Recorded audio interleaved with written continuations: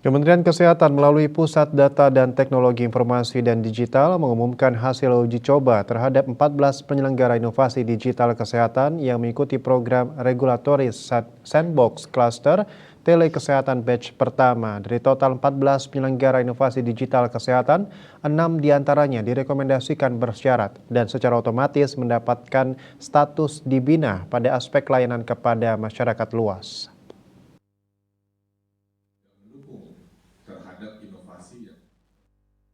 Kementerian Kesehatan melalui Pusat Data dan Teknologi Informasi dan Digital mengumumkan hasil uji coba terhadap 14 penyelenggara inovasi digital kesehatan yang mengikuti program Regulatory Sandbox Cluster Telekesehatan Batch pertama.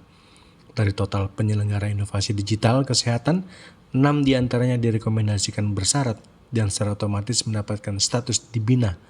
Namun 6 penyelenggara inovasi digital kesehatan tersebut perlu melakukan penyesuaian pada aspek layanan dan tata kelola maksimal selama 3 bulan sejak pengumuman.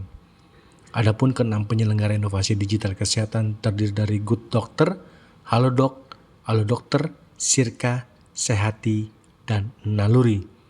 Staf ahli bidang teknologi kesehatan Kemenkes RI Setiaji dalam gelaran konferensi pers mengatakan bahwa penyelenggara inovasi digital kesehatan yang mendapatkan status dibina berhak menggunakan logo dibina oleh Kementerian Kesehatan pada produk inovasi yang dikembangkan maupun di media promosi.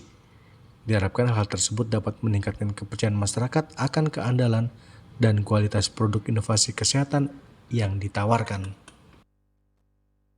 Dokumentasi yang bersyarat itu ada 6. Good Dokter, Halodoc, Alodokter, Sirka, Sehati TTG, dan Naluri. Itu penilaiannya gimana Pak? Melalui berapa tahap ujian? Itu tadi yang disebutkan oleh Pak Tota ada 6 tadi ya, mulai dari fungsionalitas, terus keamanan, termasuk juga inklusivitas. Nah itu semua mereka harus melalui syarat tersebut. Nah bagi yang sudah, kita kan ada threshold-nya. Kalau yang minor itulah yang masuk di masih bersyarat. Tapi kalau yang agak berat, masukkan butuh perbaikan.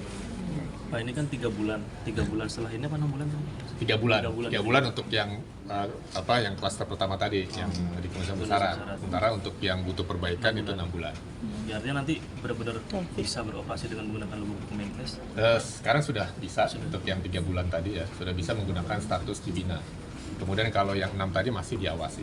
Mungkin ada yang 8 pada warga masyarakat bahwa tidak perlu ragu menggunakan itu. Ya, jadi buat masyarakat dan teman-teman sekalian, kita kan sudah mereview ya terhadap 14 aplikasi ataupun inovasi dari teman-teman startup tadi. Nah yang khusus 6 ini dia sangat minim sekali perbaikan seperti helpdesk dan sebagainya yang tidak mengganggu fungsionalitas ataupun hasil klinis pasien tersebut, sehingga kita rekomendasikan untuk bisa menggunakan dari ke-6 tersebut ya. Artinya tidak perlu ragu lah untuk kan banyak pertanyaan. Dari Jakarta, Jelis Warta dan Ketut Sumadiasa melaporkan.